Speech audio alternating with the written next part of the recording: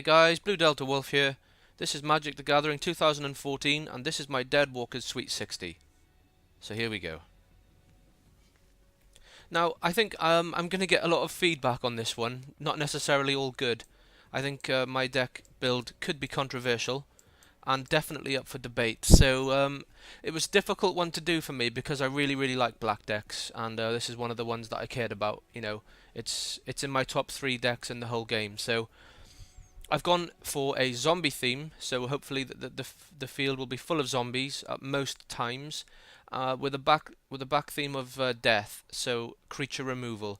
Now there are a lot of cards in this deck that affect both me and my opposition, and I kind of left them out because I don't like being affected negatively in any way. I like to have the advantage.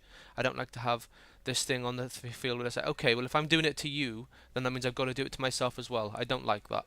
Now, although those cards are good under a lot of situations, to me they're too situational, and I've tried to just get rid of them altogether. So let's go through it then.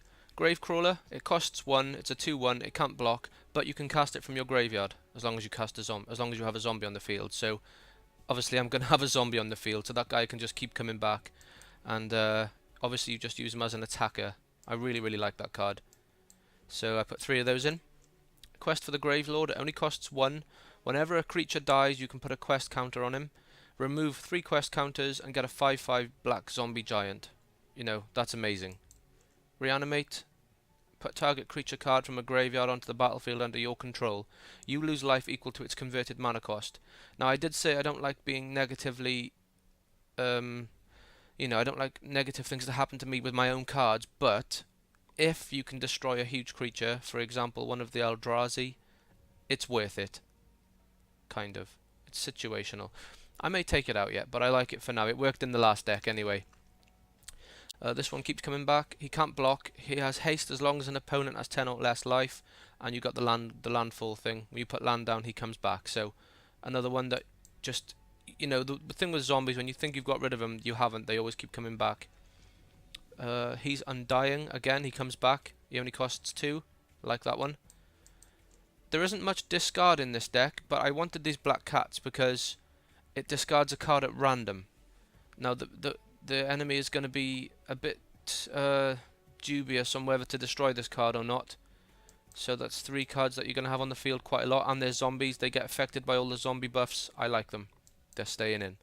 Walking Corpse, 2 for 2. It's just a basic zombie. Does exactly what it says on the tin. Always really liked Doomblade. The only problem, if you come up against a black creature, you can't destroy it, but it's there for 90% of the creatures in the game. Maybe not 90, I don't know the numbers, but they're very good. And Lord of the Unreal, he costs 3, other zombies get 1/1, and you can return zombies from your graveyard to your hand. Really like that card. Geralf's Messenger, 3 for 3/2.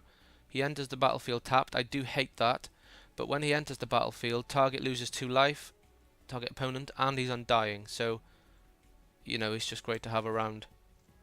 This is the last card you unlock, actually, surprisingly. 3 for 2. Skeletons and zombies get +1/1 and Death Touch. What more can you say? Look at this fat pudgy piece of shit. So ugly. Fleshbag Marauder, when he enters the battlefield, each player sacrifices a creature. Now, I was actually tempted not to play this at all, but I mean, I could take it out. I'm actually tempted to take it out now because he's kind of going against what I was saying about having, bad things happen to myself. Let me just have a little look here. Do you know what? I am actually going to take him out, because if he's the only card you've got up on the field, then you have to sacrifice him. If he's not the only card you've got on the field, you have to sacrifice one of your other creatures, and unless you've got one of those zombies that come back, or zombies that have Undying. Actually, yeah, it would work for Undying, wouldn't it? So do you know what? Fuck it, I'll leave him in there. Let me know what you think in the comments section, guys. Should I swap him for maybe like one of the Diagraphs, perhaps? Or maybe another Abattoir? Let me know. I'd really like to know what you guys think. I think he suits this deck, so I'll leave him in. Liliana's Reaver, Death Touch. When he deals combat damage to a player, that player discards a card, and you put a zombie on the battlefield. Amazing. Abattoir Ghoul, what a fucking freaky picture. Look at that. Anyway, When a creature dealt damage by Abattoir Ghoul dies this turn, you gain life equal to that creature's toughness. So he has first strike, that really, really helps. And he'll get buffed by all the other zombie buffing cards, like this guy. Gorgeous. Do you want to come on a date? Zombie spells cost 1 colourless less, and they get +2/+1. So I definitely put 2 of those in. Now this is the card. This is the game changer. It's the... if you can get this going, it's almost and always a win card, unless they can remove it or keep your zombies down. I don't know how they're going to do that, but every turn you get half the amount of zombies you've got on the field again added on as tokens. So half rounded down. So if you had 4, you get 2. If you had 3, you only get 1. If you have 1, you get none. So you've got to keep even numbers of zombies if you can. Well, it doesn't really matter as they get higher, but you know what I mean. I love that card. I had to have 2 of those.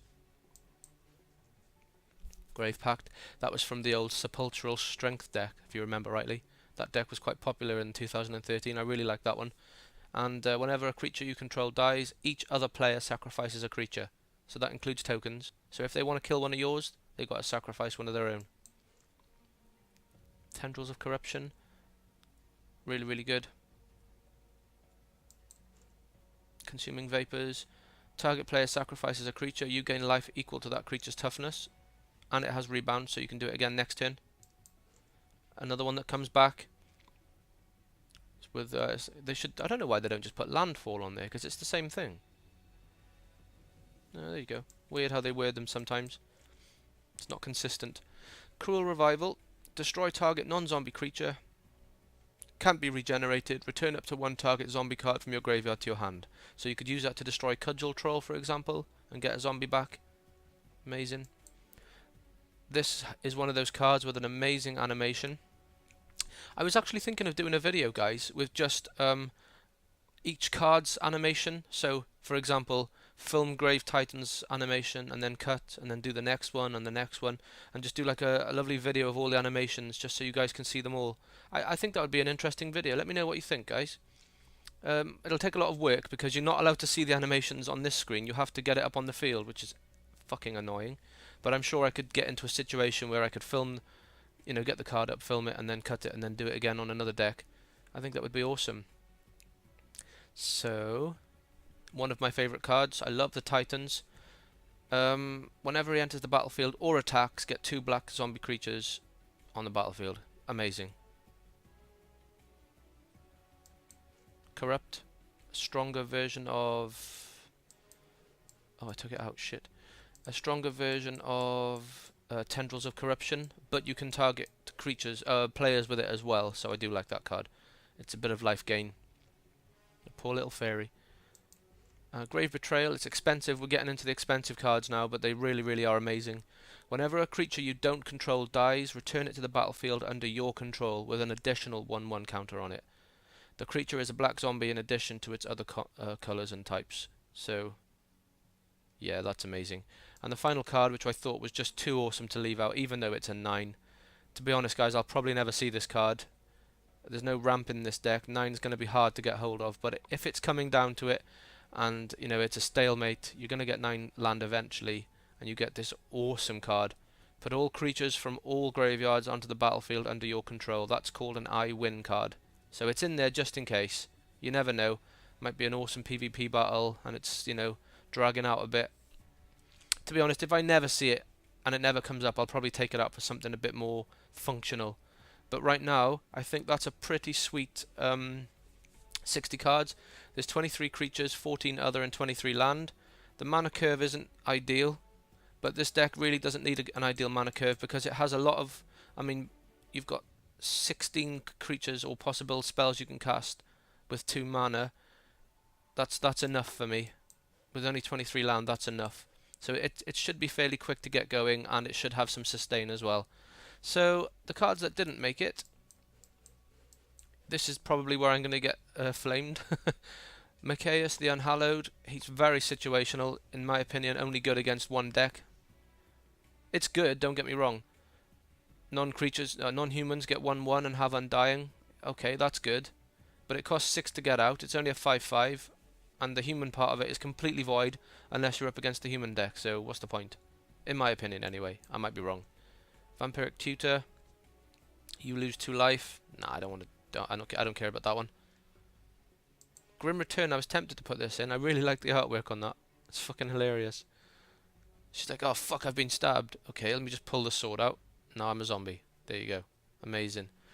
But it's situational because it has to be this turn. So when you kill a creature this turn, you have to have a spare 3 mana. I guess there are many places where you'll have that, but this is very, very situational, so I left it out. Death's Cloud is too damaging to yourself. You lose X life, discard X cards, sacrifice X creatures, and sacrifice X lands. Nah, fuck that. I'd never play that. Again, with this one, I'm hoping to have a lot of zombies on the field, so why would I play that when it's just going to kill them all? Even though it kills the enemy ones too, I don't see the point. It doesn't suit this deck at all. Nightmare, I love the new artwork. It's gorgeous, and the card is very, very strong. Don't get me wrong, but it's like Nightmare's been around since the first Duels of the Planeswalkers. I just want something different now. I want to play something different. It is a good card, guys. You know, feel free to put that one in. It really, really helps. You know, it's okay, but I just didn't want to play it myself. Zombie Apocalypse, return all zombie creatures from the graveyard to the battlefield, then destroy all humans. Again, that's an amazing card. It really is, especially in a zombie themed deck. It does cost 6, but destroying all humans is only worth, you know, it's only good against Avacyn's Glory, so I just didn't want to play it personally. Diagraph Ghoul, it costs 1 and comes into play tapped, so that completely negates the fact that it's a 2/2, because it won't be useful until turn 2 anyway, so I left it out for that particular reason. You've seen that card, you've seen that card.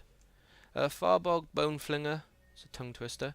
When he enters the battlefield, target creature gets -2/2. You think, oh, that's great, you know. It's, oh, wait there, it's a 2/2. What the fuck, it costs 5? Fuck that. You'd expect that to cost 3 or 4 maximum, but 5, that's too much for that. Corrupt, seen that one. Vial of Poison, meh. Staff of the Death Magus, yeah, that's a cool card, but I don't really like those life gain artifacts. I explained that in one of my previous decks. Exhume, each player puts a creature card from the graveyard. Why would I help the enemy? Fuck that. Sign in Blood, I do like that card as well. It's more of a vampire-y deck if you ask me. Shrivel, all creatures get -1, I wouldn't bother with that. Soulbleed, I love the artwork on that, it's amazing. But it's too slow for this deck. It costs 3 for them to tick over 1 life. Now that would have been great on her first deck. On this deck, nah, it's too useless. Cruel Revival, I got one of those in. So there you go, guys. There's the card that didn't make it. Controversial, maybe. I'm open to opinion, as always. You know, I always try and answer all comments. So let me know what you think, guys. That's my Sweet 60 for Deadwalkers. So thanks for watching. I really do appreciate it. Feel free to rate, comment and subscribe. It really helps. And hit me up on Facebook, Twitter and Google+. Thanks again, guys. Take it easy.